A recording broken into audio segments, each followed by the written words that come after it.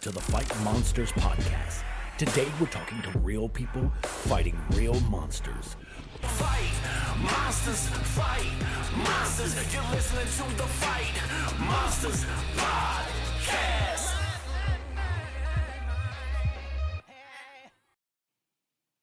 Hello and welcome to the Fight Monster Show. I'm Steven, and we have a special guest today that I've been looking forward to talking to for a while. I'd like to introduce you to Renee. Renee, welcome to the show. Hi, thank you so much, Steven. Yeah, I'm really glad you're here, and thanks for being willing to talk to us. We're obviously talking about fighting monsters, and I'd love it if you could share with us what a monster in your life that you faced. Yeah, well, thank you so much for the opportunity to talk about that. When I think back around, just kind of throughout my entire life, I think the biggest monster that I've faced over and over again is the monster that tells me that I have to please others. And so just the need to be enough, but not too much, and to be just right for, whoever I might be in relationship with in the moment. And making sure that I get everything perfect for them so that they find me lovable and valuable. And that's really been, that people pleasing has really been the monster for me. Wow. Can you tell us a little bit more about how this sort of manifested throughout your life and how you became aware of it? Yeah, I think when I think back, even as a little girl, I grew up with 3 brothers. And so I wanted to fit in with them, and they were all into sports. And so I really focused on being athletic and kind of being a tomboy, trying to, show that I could hang with my brothers. And then, once I got into school and there were girls that I wanted to be friends with, I was trying to figure out, how do I balance this part of me that really wants to be a tomboy and wants to play sports and also do the things that, some of the girls that I wanted to be friends with were into. And it kind of felt tricky. It felt like I was trying to be someone else at school than maybe I was at home. And then once I got older, it was grades, want to please my parents, want to make sure that they're happy with my report card when I come home from school. And so it started at such a young age, and it has definitely traveled throughout my life in different areas. And of course, then as a professional, shows up at work and wanting to, get everything right and avoid any mistakes that may displease others or frustrate others. So yeah, it's played out in every area of my life as I've grown up. Wow. What did it take for you to become aware of this monster, that it was exerting control over you and manifesting in different areas? I think I really became aware of it as a problem, probably around junior high. I started having, for lack of a better word, just emotional outbursts whenever I felt that someone was displeased with me. If I thought that I had let someone down or hadn't lived up to someone's measure, I would just be devastated, and really felt kind of emotionally out of control. And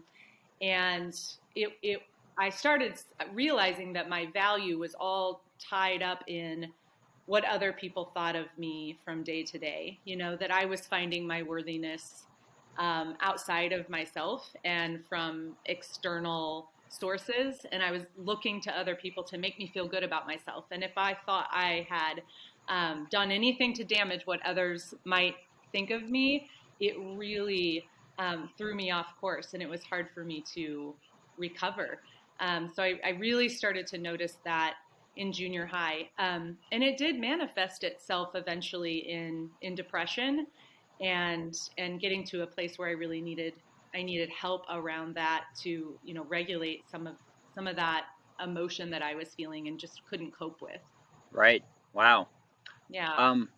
What are some of the ways maybe that were counterproductive that you really tried to exert more and more control on this monster. Were there some ways that were counterproductive? Yeah, it's interesting that you use the word control, because I did feel so emotionally out of control. The things that I did try to control were my grades, staying up all night, studying, making sure that I get that A, maybe overworking physically in sports and doing, maybe more than my body was even really capable of doing. I would ignore my body to get done what I needed to do, what I thought I needed to do to please others. And so I exerted control in other areas of my life because I didn't know how to get to a place to just accept myself and feel good about myself without the external acceptance and accolades. Yeah. What does it take to put down the control and kind of take your hands off the wheel and actually let the vehicle of life drive itself? Have you learned any tricks that worked for you? I wish I had some easy tricks for letting go of control. Here's what I will say, though. I was kind of forced into letting go of control. When I was 12 weeks pregnant with my first, we found out that my brother had passed away in a tragic accident. And that was a grief that no one in my family had ever experienced. We had never had an untimely loss. And I started to slip into this, I don't know if I can grieve. I don't know if I can face this grief because I have this baby I have to protect inside of me, and I have to be the mom that he needs me to be. And I have to make sure no one else is worried about me because I'm pregnant. And I want to be this perfect mom who's also trying to grieve the right way. And as I was facing that and trying to process all of that, I actually ended up coming down with a chronic migraine that would not go away. And there was nothing I could do to be healthy. And I kept thinking that I would get better once I had my baby. We would be okay. This was just hormonal. But once I had Isaac, the migraine didn't go away, and I could not take care of my new baby boy. And I had to relinquish the control of mothering him, not just relinquish control of mothering him, but doing it the perfect way that I had envisioned. Yeah, right. And I had to allow other people to come in and help. I had to, we moved in with my parents. My husband and I moved in with my parents, and between my parents and my husband, they were doing the nighttime feedings. They were doing the baths, the changing of the diapers. They were taking care of him when I couldn't. And it was having the control taken from me that made me finally realize that I still had value, that I was still his mom, and that he still needed me. Even though I couldn't do all of the things that I thought I needed to do to be a good mom, and I couldn't do all of the things that I thought I needed to do to be a good wife, or even a good daughter to support her parents who were grieving the loss of their own son. I couldn't do any of those things while I was in that pain. And I was forced to surrender and to realize that my value didn't come from being able to be all the things to all the people. Yeah. So, hardest lesson ever. Seriously. I wish I would have figured out an easy to do or an easy trick right up front early on in my life, and I could have just, soared right through this monster. But I really had to be faced with a situation I had no control over before I started to see some freedom from this. Yeah. Thanks for sharing that. That really is powerful and resonates with me a lot. Just thinking back about some of the darker and like rock bottom type experiences in my life where I fully had to admit I was out of control. I could no longer solve all my problems, and there is a feeling of peace and freedom that came with finally letting go of all the control that I was trying to exert for years, and something powerful about that. But sometimes it seems like only by going through the hardest situations do we really get there and finally Right. realize we don't need some of the things. For me, it was not needing some of the things that I thought I needed that I tried so badly to control. Yeah. Yeah.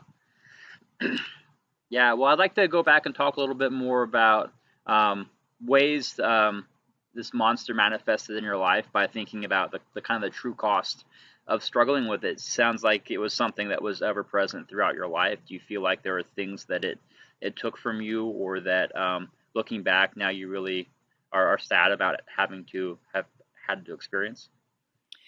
Yeah, absolutely. I think, the first thing that I think of as far as the cost is just growing up feeling, that lack of confidence and a lack of self-worth, not knowing my my value, and living in constant doubt around what my value was and where it lied. I think that played a toll on me my whole life throughout, my all of my relationships, all my friendships, um, and then even like in creating my identity. I think that when you're a people pleaser, you often feel like you have to make decisions. You're trying to make decisions that are going to be in line with what the people in your life think are okay. And I often wonder, even what would I be doing for my profession right now if I had had more, a more solid identity in who I was, what I loved, what I was passionate about. I feel like now that I'm in my 40s, these passions are like coming up for me that I'm thinking, gosh, maybe I went to school for the wrong thing and like majored in the wrong thing, Yeah. and maybe I've been working in a job that, although my job is fine, and I excel at it. It's not my passion, and I wonder if maybe I missed some of that the last 20 years because I was always trying to fit into a vision of everyone else, versus getting really clear about what my vision was, and maybe what God's vision was for my life.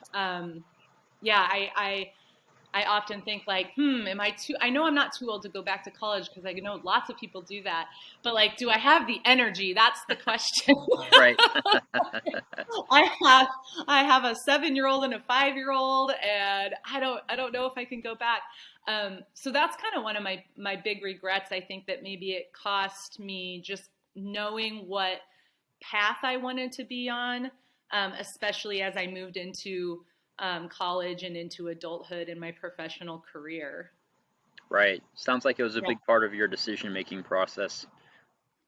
Yeah. Yeah, what would be acceptable to the people around me? What do the people around me value? What do the people around me say I'm good at? Versus sitting down inside and saying, what do I love? What brings out passion in me? What do I enjoy doing? What would be a challenge that I would be excited to be a part of? I think if I had spent time kind of reflecting on that early on, I may have gone a very different road, professionally. So for sure that was a cost. Right. Yeah. I think that identity part that you mentioned is so profound. I think that I certainly have struggled throughout my life with the period where sports was the most important thing, and swimming, and so that was my identity, and my happiness, self-esteem, and worth was tied up to how I was performing in the pool. And then with school and work and relationships and starting a business and just a number of different things, I think it's powerful when our self-worth and our identity is no longer circumstantial, when we can get to that point where we no longer have to have lots of good things happening constantly to feel good about ourselves. But that feels almost impossible, honestly. Sometimes it's very, very difficult. Yeah. You mentioned depression, and I'm wondering if you would mind talking a little bit about how maybe that's connected with your monster, with how the control and the depression may be interacted. Yeah, yeah. Gosh, I think because I was tying my worthiness to all these external factors, and as a teenager, I mean, those things are changing constantly. There's nothing. There really isn't very much stability as a teenager in friendships, and how you feel about yourself from day to day. And starting as a teenager, I just any any instant where I felt like someone might be frustrated with me or disappointed in me, or I wasn't being funny enough, or I was being too emotional, or I had done something that maybe had turned someone away, I felt like I deserved that. I mean, I believed the messages that I thought I was getting from people, even if they didn't intend those messages. It's not like I ever verified them. I was just making these assumptions about how people felt about me. And then I believed that whatever they thought about me was true, and that I was responsible for it. And so I got into a place actually where I had some, I started, I don't know if I wanted to share this or not, but I was practicing self-harming behavior as a form of punishment. Wow. Like that's what I deserved. Because if so-and-so is unhappy with me and I'm the cause of that, then there should be some kind of punishment tied to it. And that's where the depression really started. And it wasn't until college that I really got the help that I needed, and started talking to someone, a professional, and was able to get on a medication that really stabilized me. But yeah, I've heard people talk about self-harming behavior as being a form of control, when they feel like their lives are out of control and everything is spinning, that's like just, it's a way to make them feel real, and that's a way, that something that makes them feel like they're in control. I never felt like, for me, it was needing control. For me, it was really like I felt like I deserved to hurt. Yeah. Because I had disappointed someone. Yeah. And yeah, so that depression has been something now that I'm so clear on when I'm headed there, that I know to ask for help, if I need it, if I'm headed in that place. But for a long time, junior high and high school and into college, I think I was afraid to share or to tell people how bad it really was, because I was ashamed. I didn't know if anyone would really understand why I was doing the things I was doing, and I knew they weren't healthy choices for me, but I didn't feel comfortable telling someone I need help with this, because then I'd be letting them down. Right. And then I would, again, it would be another form of, I haven't pleased this person, I haven't made this person happy, I'm now pulling them into my pain. And so for a long time, I didn't ask for help. And when I finally did, it was like, oh my gosh, I remember telling my mom and dad and my roommate at the time, after being on an antidepressant for like 2 weeks, it literally was like someone flipped a light switch on. Like everything I saw went from dark to light. Wow. It was really amazing. And I only wish I hadn't have waited, that long Yeah. to get Yeah. that help that I needed. Um, yeah, and maybe kind of to your point about trying to have control and like fighting the monster.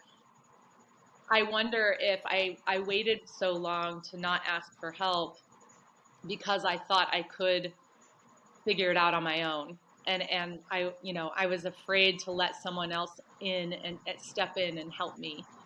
I wanted to be able to do it on my own so I wasn't a burden to anyone else. And I think I tried to control that for a long time until I realized I really did. I needed to let others know and get the help that I needed. Yeah. Why is it that there's so much power in asking for help, and at the same time, it's one of the most difficult things to do? Because, Yeah. for many years, I was very, very bad at asking for help, even for small things. I felt it probably was the shame that you talked about, that I had to prove to myself that I was self-sufficient. So even asking a friend for a ride to the airport, I often just wouldn't do it, and I did everything from riding my bike to an airport one time to taking late night cabs and trips and just doing any number of things so I didn't have to burn my friends at inconvenient times. And I'd schedule elaborately, and it was difficult to ask people for help for big or small things. Yeah. Yeah. So why is that so hard? Why do you think? That is a really good question. I do think sometimes it does have to do with probably not when you're asking for a ride to the airport, but sometimes it is about shame. Sometimes it is about, I think, maybe not wanting to be a burden, and being able to wanting to be able to just handle everything on our own, so that we can portray this image of like strength and independence. There's probably, depending on what it is, I'm sure there's lots of reasons why it's so hard to do that. And I think that's why it wasn't until I literally could not care for myself or my brand new baby son that I finally opened myself up. I had to. I had no other choice but to just let people help me. There was nothing else for me to do, and I think I fought that for so long, like asking for help.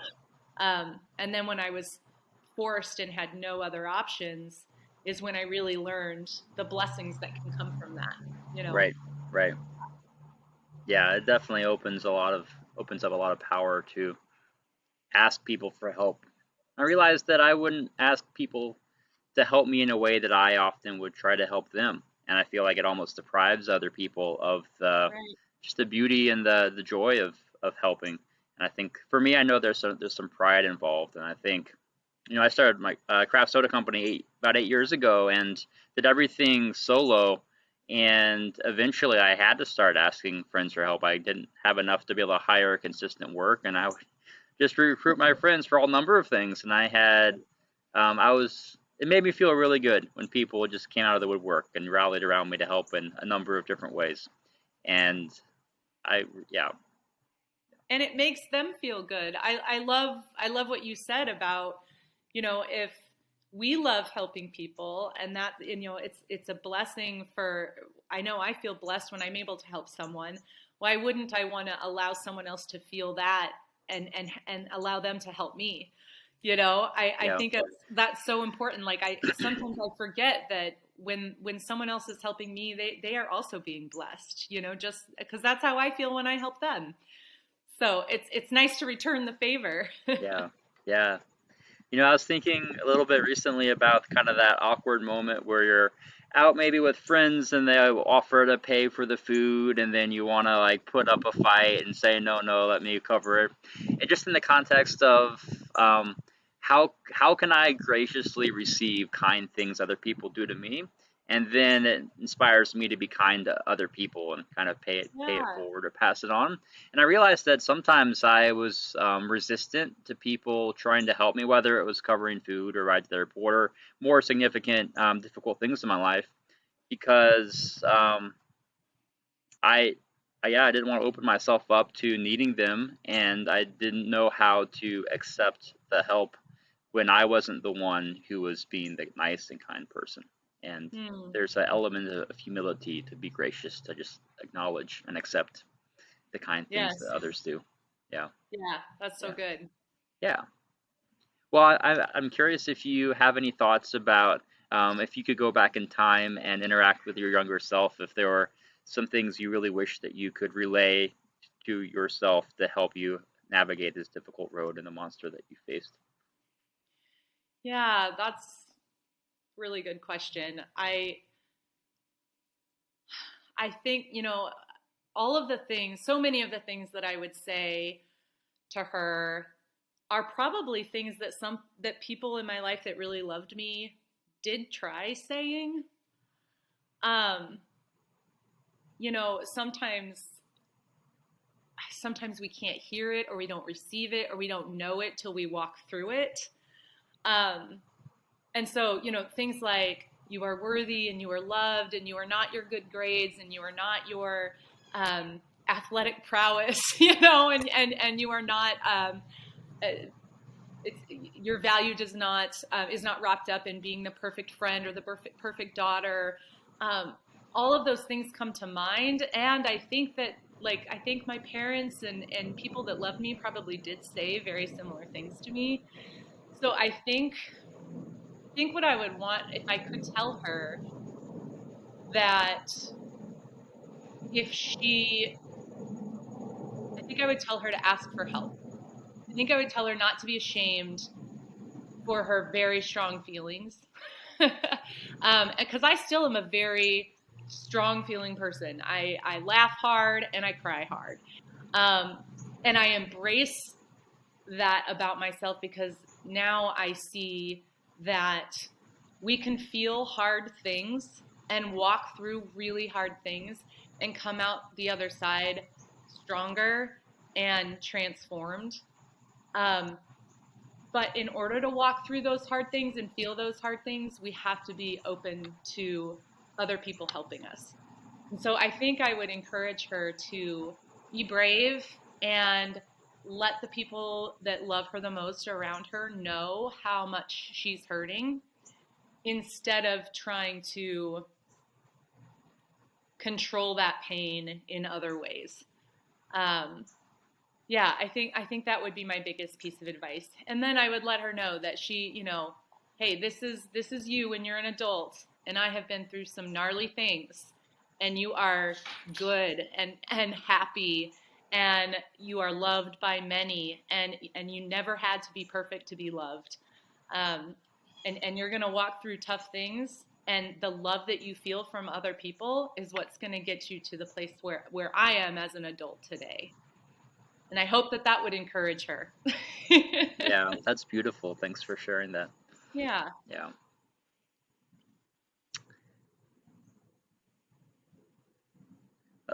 Forgot what I was going to say. um, how do you feel like you've grown as a person through this journey and through this adversity that you faced? Are there some tangible things that you feel like you can point to and say these would not exist if it was not for the hard things? Yeah. I think where I've really grown is not being not being afraid to face the feelings that I have, and and knowing that my husband's a therapist, and he always says you gotta feel it to heal it, and that sounds really cheesy, but it's really true. It's not running from the hurt or the pain or the fear, um, or the grief or the depression. It's not running from it or trying to stuff it down or trying to control it that gets that brings growth. It's the turning and facing it, and walking through it. The feeling it, the sitting in it. It's hard. None of that is easy. Um, but I feel like I've really learned that if I embrace all of that, all the struggle and the adversity, and I really walk through that, I'm even more able to embrace the goodness and the love and the joy and the beauty that comes from having been through all that hard stuff. Does that make sense? Yeah, it does. Yeah. Yeah, Yeah. I relate to that. I know that I've spent too many um, periods of time in my life muted because I wasn't willing to feel the pain and the sad things, and that prevented me from feeling the highs of the good things as well. And I Yeah. think there's something powerful when we unlock the mourning process of really experiencing sad and hard things that can be devastating in our life. And when we go to those kind of deep wounded places, I feel like it makes the peaks so much higher too. And I feel Yes. like there's a lot of, it's like the light and the dark. It's just a perfect analogy of how different they are. I feel like that's very appropriate for talking about pain, and joy also. Yeah. Yeah. Yeah, that reminds me, kind of going back to how I said when I started the antidepressant, when I turned the light on, or it felt like turning the light on. I don't think I even knew that just how dark it was until I saw the light. And so I think, like, you have to see both things. Like, you have to feel the darkness in order to fully feel the light. Yeah. They go hand in hand. Otherwise, you don't know the joy that you're actually in if you haven't been through some of those harder, maybe even hopeless times. It just, walking through those times then makes, like, the joyful times so much more joyful. And I know Brene Brown, who's like my hero, she's my favorite social worker in the whole world. She talks about that. Like, if you're muting, I don't know the exact quote, but if you're muting the pain, you mute the joy. And like you said, you feel the peaks are so much higher if you've been through and faced that hard stuff. Right. That's right. Yeah. Yeah. Yeah. That's been motivating for me, walking through some of the deeper and darker times of thinking, if I get through this and continue, then there has to be some peaks and there has to be some good moments. I don't know if that's provable, but it just sure felt like if I could get through these dark and hard things, that there's a reason and there's a purpose, and there will be something on the other side that I can celebrate. And yeah, and that's been true. Absolutely. Yeah, And then you're in a place too. I was just thinking of another lesson that I've learned. You're in a place to be there for people who walk through similar things in a way that you would not have been able to be there for them had you not experienced that. yeah, And even with the monster of people pleasing, like, that's still something I still struggle with. I mean, it's not like it's been slayed. The monster still creeps around. yeah. Right. um but I notice it faster. I can address it, and then I feel like I can be there for others who are struggling with those same things. I have my son, actually, is prone to people pleasing, and I see that. I see those flags come up, and I feel like I can address that with him in a way that's very personal and authentic, and I can help him along maybe a little better than if it hadn't been a monster that I've been struggling with my whole life.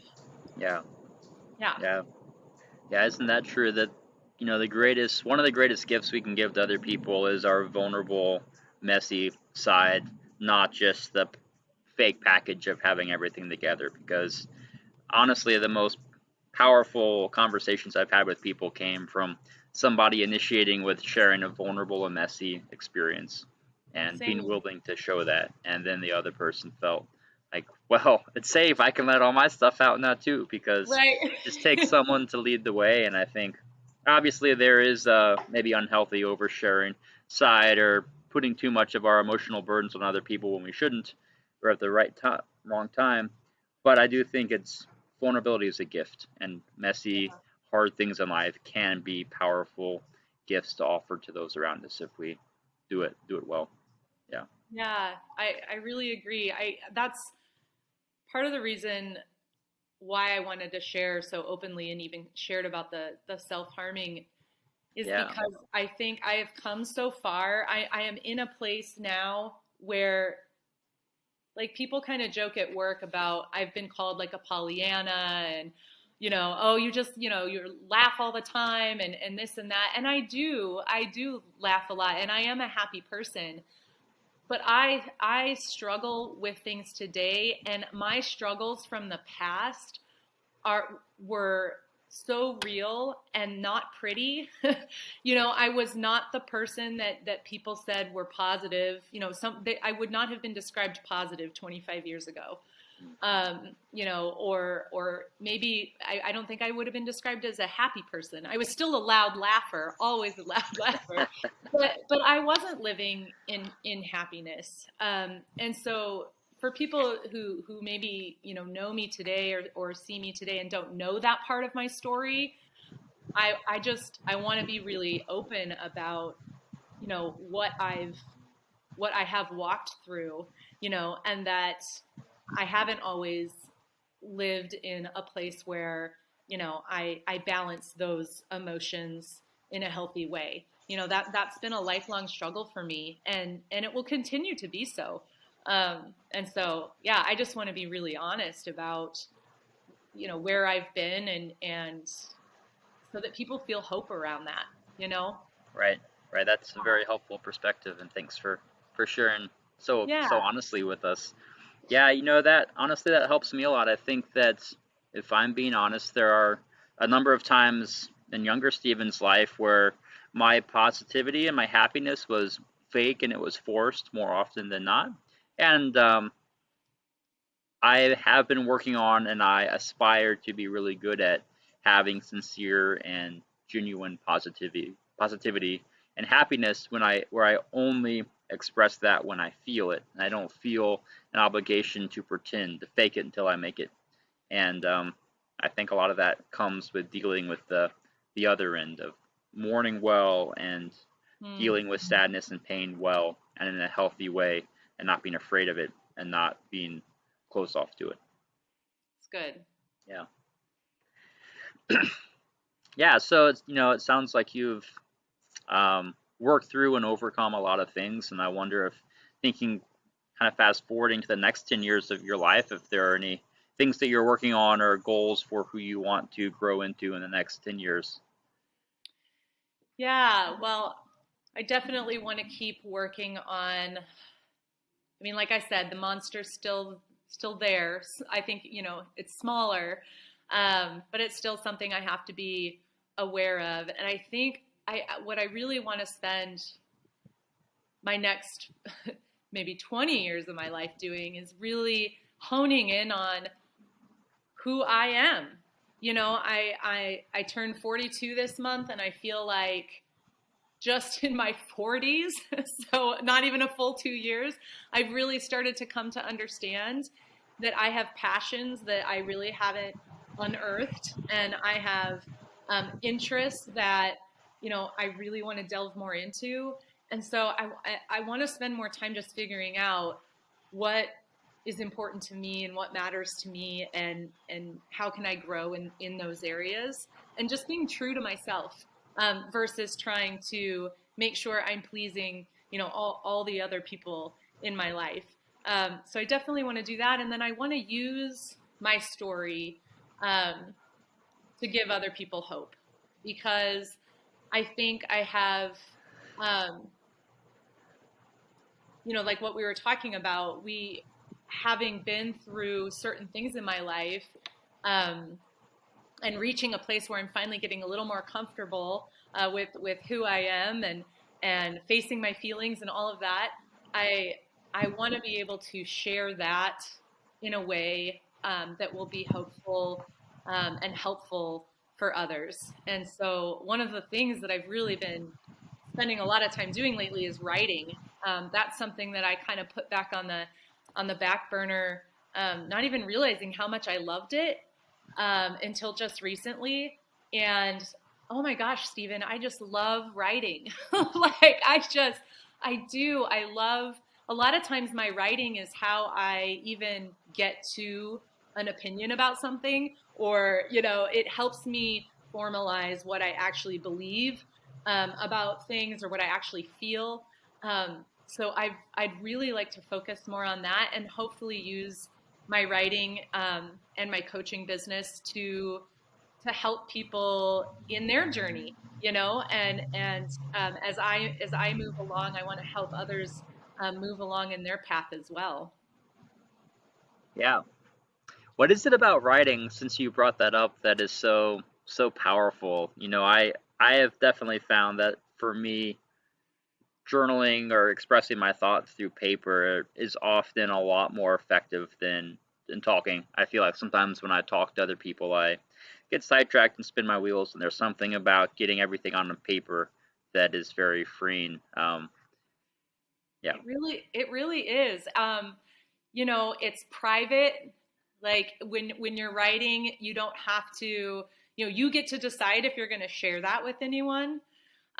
So like even doing this podcast, like I know I mentioned to you before, like it's so much harder for me to talk to someone and know that I'm being recorded, because it's out there, right? And I didn't get to read it first and then make sure it presented the way I wanted it to, And so there's something about when I'm journaling or writing, like I get to decide if I'm ever going to share that with anyone. So it's a private and personal investigation.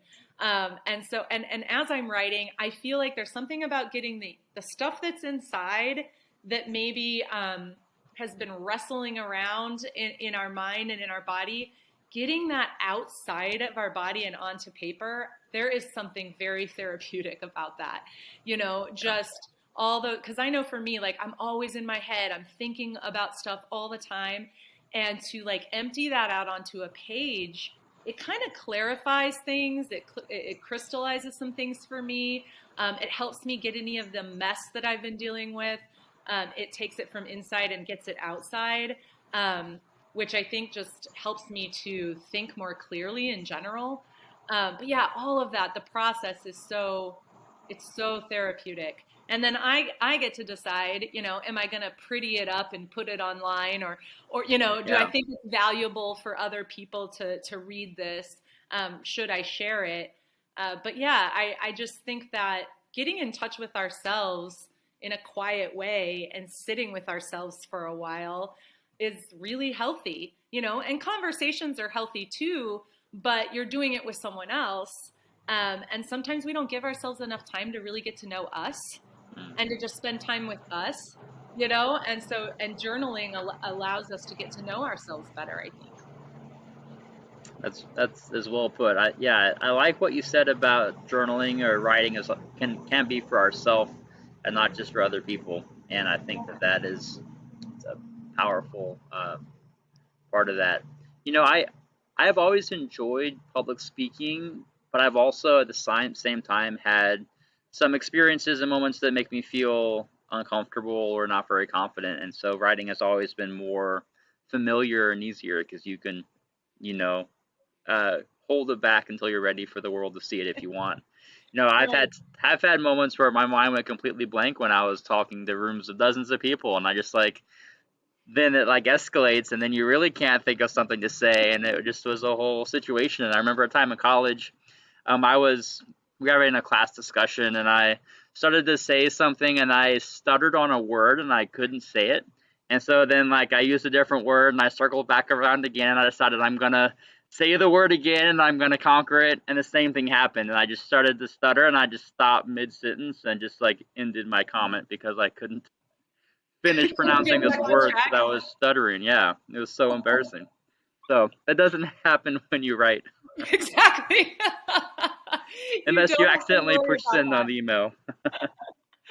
No, Yeah, that's so true. Like and that part of my people pleasing plays out in my writing for sure, because like you said, you can go back to your draft and you can read it again and again and perfect it and tweak it and make it exactly how you want before you like release it out to the world. And so yeah, I love that part of writing, where yeah, like when you're speaking in front of someone, or you're doing public speaking or training, and you have a glitch, it can feel like you don't have the space then to like take a deep breath and start over. You feel this pressure to move forward.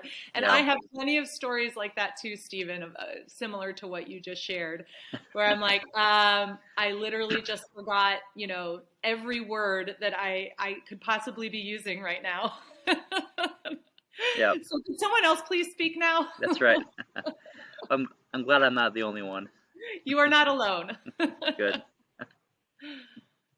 So I've been thinking a little bit as you've been talking about perfectionism, and I'm just curious if that is connected to and relates much in your story and people pleasing, and maybe some differences, or what your experience with that has been like, because that's something I certainly relate to sometimes too. Yeah, no, for sure. In fact, at first I thought that the monster that I was going to talk about was perfectionism. And it wasn't until I journaled that I realized the real thing was people pleasing. Perfectionism comes in for me, whatever I think the other person or the other group, whatever I've assumed they think is perfect, that's what I'm trying to live up to. So I am not defining perfect for myself. Like I don't have the perfectionism of like, I know exactly how to do it and I know the right way to do it and I'm going to do it the exact right way, or else I'm not going to be happy with myself. That's not what I struggle with. I struggle with, what do I think my boss thinks would make this project perfect? And then I'm going to like struggle and do everything I can to make sure that I do the thing that I think she thinks is perfect. So does that make sense? Kind of like the difference there. Right. Yeah. So for me, like if I thought my parents expected A pluses, throughout school, and that was perfectionism to them, then that's what I strove for.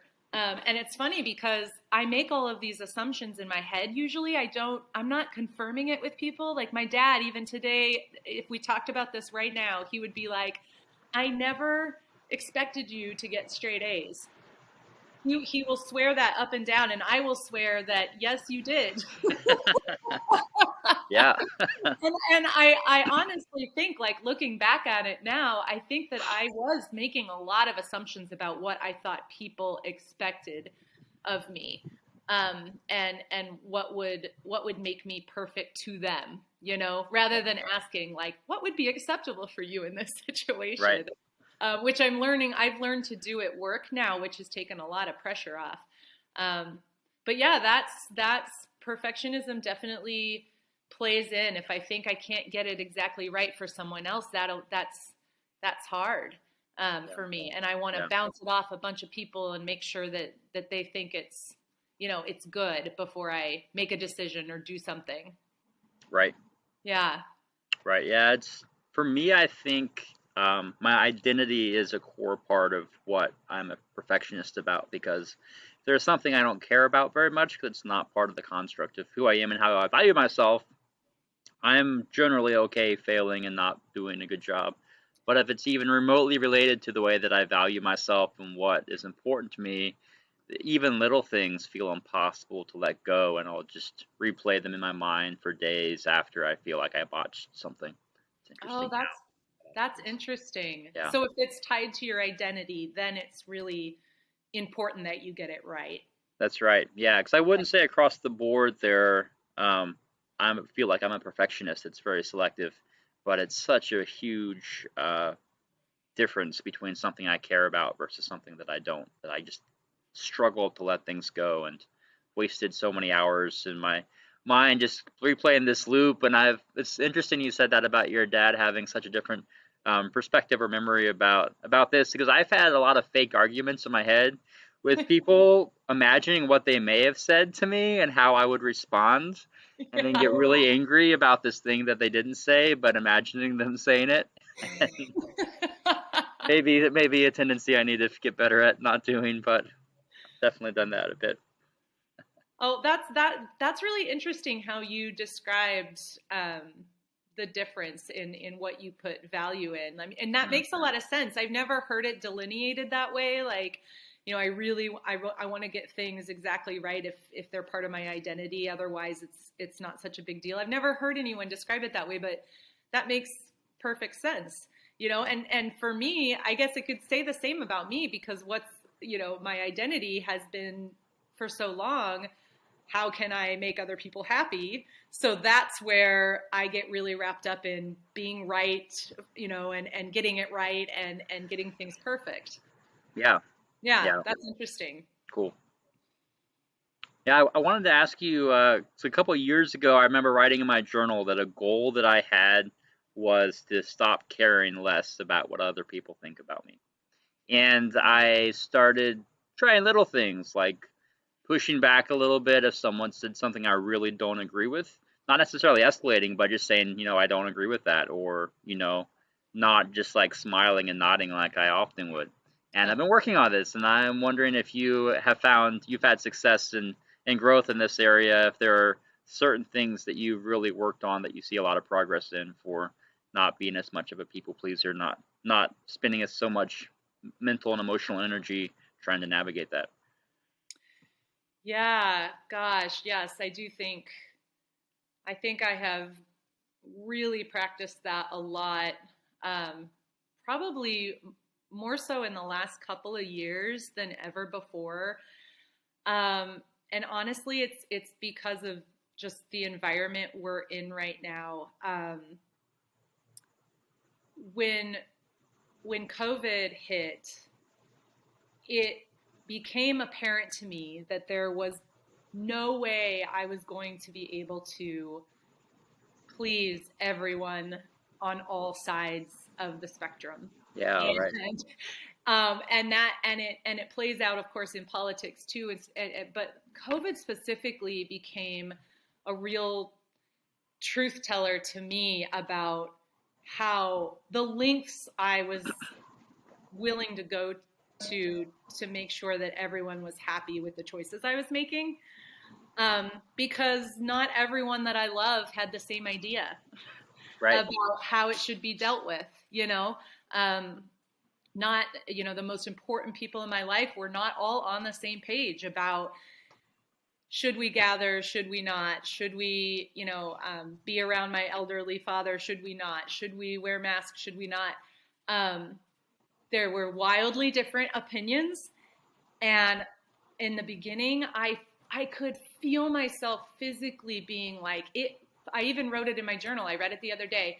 I felt like I was physically being torn in two. Wow. Because I was trying so hard. How am I going to please all of them when they're all so vastly different, Yeah. And it became very clear very quickly that I wasn't going to please all of them, and that we were all going to have to figure out a way to be okay with that, and that I was going to have to make a decision with my husband and our nuclear family around what made the most sense for us. And then I was going to have to be okay with that, even if other people that I love didn't agree. And so again, here's a situation, Stephen, where I didn't necessarily choose to face this or to work on this, but I had to. I was presented with an opportunity for growth that I could not wiggle out of, and it really challenged me to sit down and think, like, if I'm not talking to my family or I'm not talking to my best friends about what they believe, what do I believe? What do I want? I really had to have that conversation with myself and with my husband, like, just what, without anyone else's opinions, what would we be choosing? And that was a very healthy challenge for me. It really was. And I feel like once I started stepping into that, it has become more and more comfortable to do it in other situations, and to say, like, oh, well, that's an interesting thought, but I don't necessarily agree with that, or that's not how I see it, versus the twisting myself into pretzels to maybe, make sure that I'm not upsetting them, Yeah. So yeah, that has been a unique that was a unique challenge that I obviously none of us would have seen coming. Right, right. But it helped me grow. Yeah. I feel like I've grown a lot in that area now.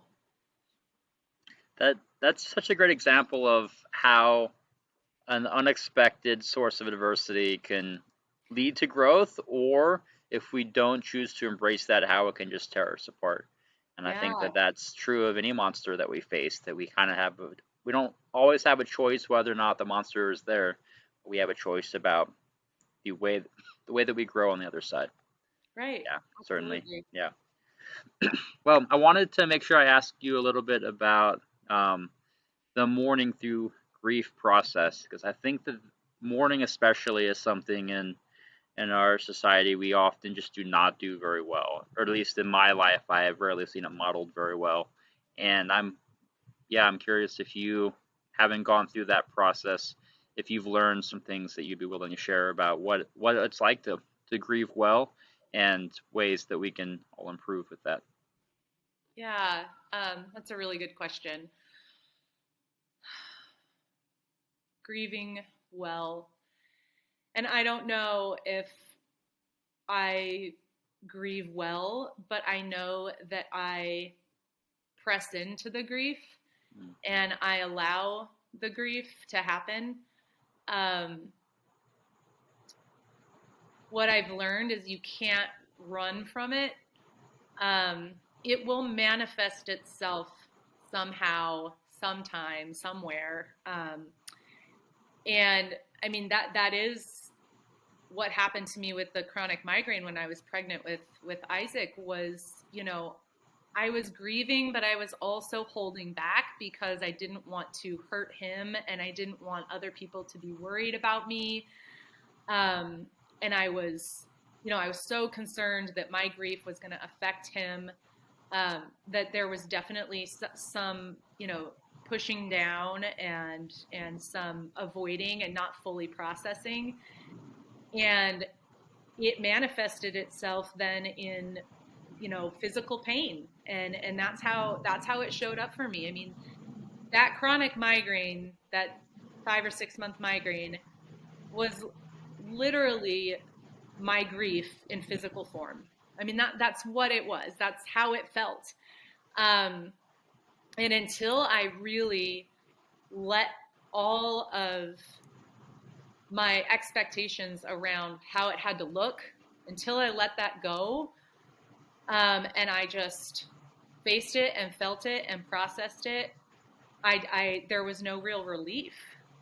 And so it goes back to what we were talking about earlier about when you're facing those really hard things and you have to walk through it, you also have to be open to help and love from others. And, what I would say, one of my biggest lessons, besides having to face it, is the healing power of people's presence. And I don't mean with a T, obviously. Present. Nobody has to figure out the right thing to say or the right thoughtful gift to give or the best meal to bring. It is just showing up. Just showing up is, just being with is so healing. And, my family, we've been through 2 big unexpected losses now. My mom passed away in 2018, and I have found that even just being in my family's presence, like what we ended up calling ourselves the herd, because when someone passes away, we just like all of a sudden we're all in one house together for the next several weeks, and we barely leave each other's sides. We're just with one another, and then all the people that show up to be there with us, it's like their presence helps us carry the burden. And I think just allowing ourselves to just be raw with other people and to be present with other people without trying to figure out what the right words are to say or what the right thing is to do. It's just being there that helps carry that heavy weight of Yeah. grief. Yeah. Yeah. That's so great. That's such a great tangible example of something that benefits. I feel like it's so uncomfortable sometimes trying Mhm. to either grieve or be there for someone who's grieving, because there is no perfect word that you can ever say, and Right. you spend so much time trying to think of what to say and knowing that it really doesn't matter nearly as much what you say as what you do, and just being there, being present. It's great. Yep. Yeah. Well, you mentioned earlier about your consulting work that you do in your writing. Can you give us a quick blurb about how folks can find out more about that and what you do?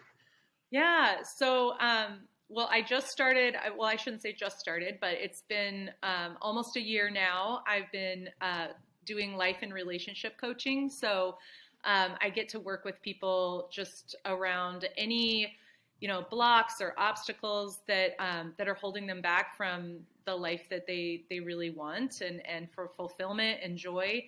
And so I am loving that work. And then my writing is just, it's just something I do whenever something feels, I have something on my heart and I can't get it out of there, and I'm thinking about it all the time, and I feel like it's important to write about. I will write a blog or an article on my website, or I'll share something on social media. And I really try to I focus on, trying to bring hope. And I share my struggles, because I think being real is more helpful than, showing all the highlights all the time. Yeah. So, you'll find pictures and stories of my mom fails and my parenting struggles, and I write a lot about my grief and the grief Yeah. process. So yeah, I have the website is reneetumolo.com, so just my full name, and then on Instagram I'm at Renee Tumolo. Easy to find. That's awesome. Yeah. Thanks so much. I'm really glad that you're doing that. Me too. I'm really Yeah. enjoying it. It's Yeah. very, very fulfilling. Brings me a lot of joy. Yeah. Great. Well, I'd like to wrap up with the same question I like to ask everybody at the end, and that is, do you have any questions that you want to ask me after letting me dissect all these difficult parts of your life that you are so vulnerable and great about answering and talking about? Yeah, I do. I actually do have a question for you. So I'm curious how you kept bitterness from taking root in your heart as you were going through the lawsuit.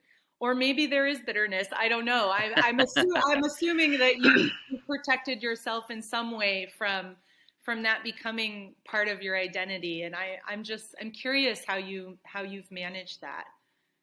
It's a great question. I recognized early on that there was bitterness and it was a struggle, and that was something I did not want to carry with me for the rest of my life. And I decided I was going to try, sometimes unsuccessfully, sometimes with more success, to really put an end to that and work through it. And I think there are a few tangible things that I did that worked well. One was, I noticed that I spent a lot of time going through these draining mental cycles of just thinking through all the things I wish I could say to the judge or to the jury, or I could defend myself and prove my point and talk about the injustice. And it didn't make me feel better thinking about those things, but I would spend hours and it would make me more angry, make feel more unfair and more oppressive. So I really tried to stop letting myself go down those spirals and spend that time instead finding outlets where I would confine it to journaling. I actually started writing poetry, which is funny because I've actually actively disliked poetry my entire life, not wanting to read other people's poetry and kind of just disliking it. And I found suddenly that was by making it poetic, I didn't have to think the same way I could express myself. And I would have sessions where I would just have a feeling or a theme, often about the lawsuit, that I wanted to express and get out. And so I would just write for 10, 15 minutes. And that was so much more effective at moving the ball forward than just having arguments in my head with imaginary judges and Right. juries and lawyers, right? So that helped a lot. the second thing was I decided that I was going to try to be kind and even forgiving to the people I had to interact with, especially the lawyers who were deposing me. I spent almost 4 full days being deposed and almost 2 full days in mediation. And really, the depositions, it felt like there were these trained professionals who were trying to crush me. The judge even said in the hearing that he thought there's just this business trying to crush me, Stephen, my business. And it felt like I was trying to be crushed. Like every little thing I said was somehow going to be used and turned against me. And dealing with hours of that, it was hard not to be angry at the people, the faces, the physical people who were obviously hired to do this. It wasn't necessarily their choice. But I decided I was going to be really kind and nice to them and try to humanize them and smile and ask questions about their family when we weren't, talking, and just try to be a good person. And there's something freeing and empowering about trying to treat them like people and try to recognize that there could be some good and something positive, and that I had the power to not allow that to control me, and I could offer forgiveness, at least in my own heart, towards what felt to be, unfair. Yeah. Oh, that's awesome. Well, I commend you for getting to that place, Stephen. That's not easy. Thank you. Yeah, it was a process, long process, and there's still moments about that and other things in my life that I find myself feeling really angry or feeling resentful about, and you have to start the process all over again. Like you said, these monsters are not things that are one and done, that are vanquished forever, but they do get weaker the more that we face them, and each time it gets a little bit easier to overcome. Yeah, for sure. Yeah. Well, thank you for sharing that with me. I appreciate it. Yeah, absolutely. It's been a joy having you on the show. Thanks so much for being so honest and sharing your life and your observations, and I enjoyed our time together. So thanks again. Me too. Thanks for having me, Stephen. It's been a pleasure. Yeah, absolutely. Fight Monsters is a nonprofit public advocacy organization that promotes the awareness of bullying in all forms. Conditioned to make your mental beat like a drum with a piece of the heart and a piece of the chest, and you can't take no more. I fight against bullying in all forms, all forms, all forms. Fight monsters, fight monsters. You're listening to the Fight Monsters podcast.